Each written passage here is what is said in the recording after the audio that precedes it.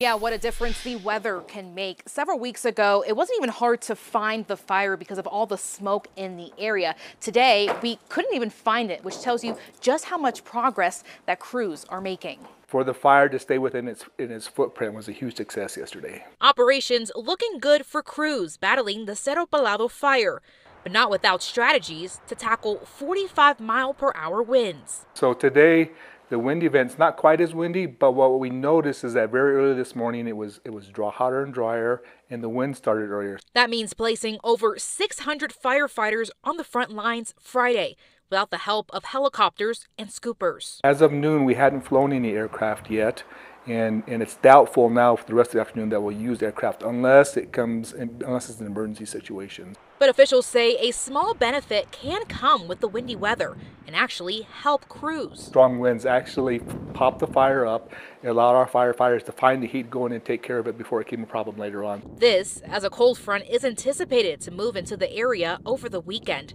a change firefighters are already preparing for. Very aggressive where we can to try to take advantage of the conditions as long as we can continue to hold containment within the existing footprint of the fire. Officials say they are hoping to see the fire fully contained within the next 10 days, but of course that could all depend on the weather.